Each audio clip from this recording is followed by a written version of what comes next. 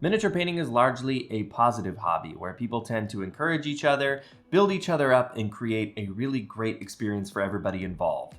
But lately there's been a bit of a problem, and that problem is you. That's right, look in the mirror, because you are your own worst enemy. Hey, what's going on, guys? It's Richard here from Crash Course Hobbies, and today I'm going to talk to you about how to get out of your own way and start getting better at miniature painting. For those of you that didn't see my last video, we are in the process of moving right now, so my main studio is kind of taken down and I'm just kind of making it work for now. So all my acoustic treatment and stuff, the audio is probably boomy, all that. Sorry, cut me some slack. It'll be better in a couple of weeks with a way better studio space. But I want to talk to you guys about how we get into our own way and what you can do to not do that anymore. So the first thing I want to talk about is comparing yourself to other painters. Now, I've made this sort of comparison or talking about this in my 5 ways you're not getting better at miniature painting video. If you want to check that out, you can watch it up here or check it out after the video. But there are going to be some similarities to what we talk about on this particular topic. And I think it's very natural for us to compare ourselves to other painters, whether you're going to a local game store or you're looking online, or just with the oversaturation of content that you can find online of very talented painters. It's really easy to get down on yourself and see this stuff and feel like it's unattainable, or how are they painting at this level, and I'm new and I'm painting like this. But I encourage you to take a look at it from a different perspective. Imagine if you went to go watch a professional baseball game and you are watching somebody who's at the top of their game play, and then you go to your local softball league and you wonder, why am I not playing like that? You wouldn't do that to yourself because it's not realistic. This person is putting in hundreds of thousands of hours of their life playing at the top of their game, and you play on the weekends once a month.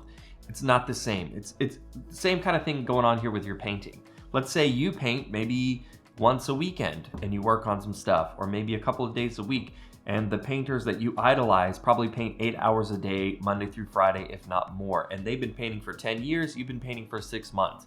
It's not the same. And if you compare yourselves to them, all you're going to do is get yourself down and feel like you're not where you want to be. So try to keep it into perspective for yourself and cut yourself some slack. You're getting better. My solution to this is only compare yourself to your own paint jobs. You want to try to always have a better mini from your last paint job than the one you painted before it. So as long as you continue to see some improvement for yourself, you're doing okay. But it's not really fair to compare yourself to other people who have wildly different hobby journeys than you do when it's your own unique situation. Now, another thing that we can do to sabotage ourselves is enter competitions with unrealistic expectations and then be upset when we don't get to where we want to be. Now, one thing I would encourage you guys to do is absolutely enter painting competitions. It's super fun. You get to meet people in the community and you get to kind of see where you're at. But what I would encourage you to do is look at the open format, whether you find online versions of these competitions where you can just send in, typically even like miniature companies will do this a lot. Monument Hobbies does some stuff like that. I've seen Conquest do miniature painting competitions like this. My local game store does a bi-monthly one where it's on the open system. And basically the way the open system works is when you submit your miniatures, everybody that puts them in, it's not graded on a first place, second place, third place type finish. It's a bronze, silver, gold grading rubric. And so anybody or any number of people who have a miniature up to bronze will be awarded bronze. Anybody who meets the criteria for silver will be awarded silver, and then anybody who meets gold will get gold. Now, they do typically have like a best painted and some other accolades for like the absolute best miniature, but the main point here is that you want to go into it, you paint up your mini, you're super excited, let's say you place bronze. Now you know where you're at, and you can say, okay, the next time I enter this competition, I really want to get silver. And so you're working against yourself, competing only against yourself to try to do better than you did before. And it's a much healthier, more productive way to encourage yourself while competing to still get better. Another way we can kind of sabotage ourselves is not surround ourselves with like-minded individuals that are trying to get to the same place that we are. So what I mean by that is, maybe you have a friend who likes to play with gray painted models all the time, and you're talking to them about your painting and they could just care less.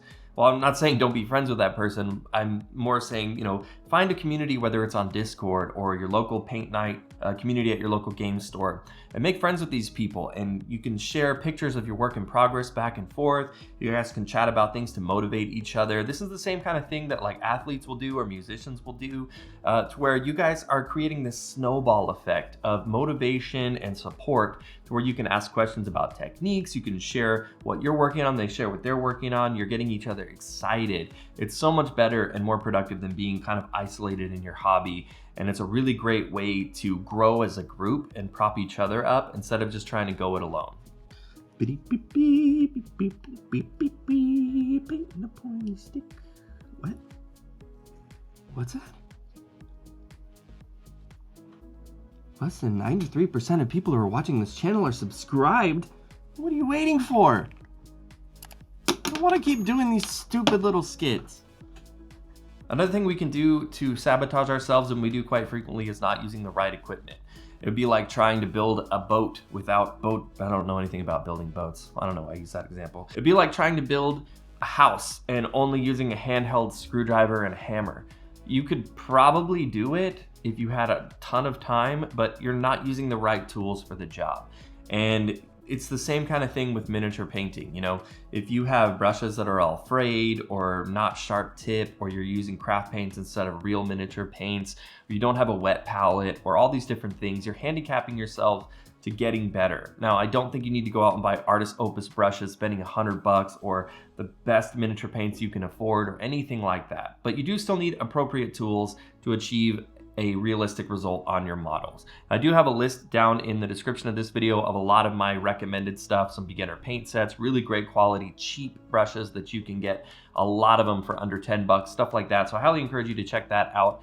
But just make sure that you're, again, not getting in your own way by trying to make it work with stuff that isn't going to get you where you want to go. You don't need to spend a ton of money, but you will need to spend a little bit. And it doesn't make sense, because if you're painting models from Games Workshop that cost 30 or 40 bucks for a character or 50 bucks for a squad of 10, it's worth it to spend a little bit of money to ensure that you can at least paint them to the best of your current ability.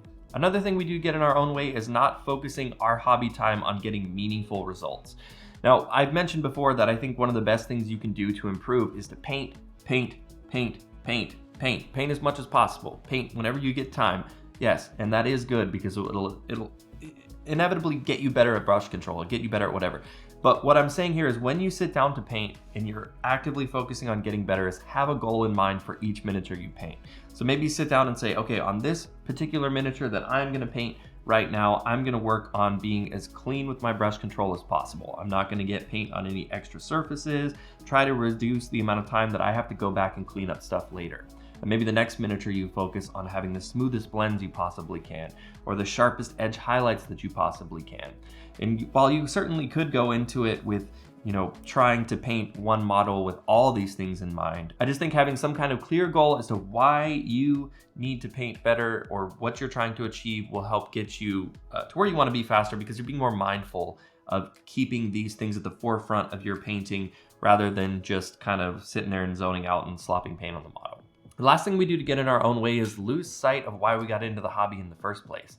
I think it's really easy to look at stuff from Squidmar or Ninjon or Craft World Studios or any number of amazing painters out there, but you have to remember, why did I get into this hobby in the first place? Are you just trying to create really nice looking tabletop quality stuff so you can play? Well, then don't compare yourself or try to paint like these super talented and people that paint professionally all the time. Or maybe you are trying to get into it for the competition aspect and you just need to focus on nitty-gritty details to slowly but surely get better.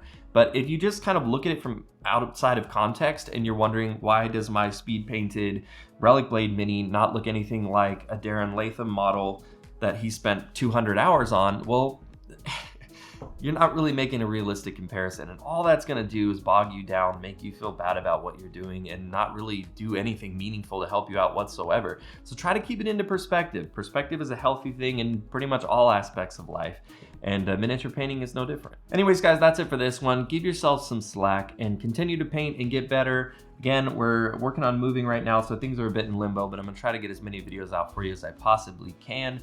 Please continue to support your local game stores. If you haven't checked out the last couple of videos, I've got some really cool ones I put out fairly recently you can check out.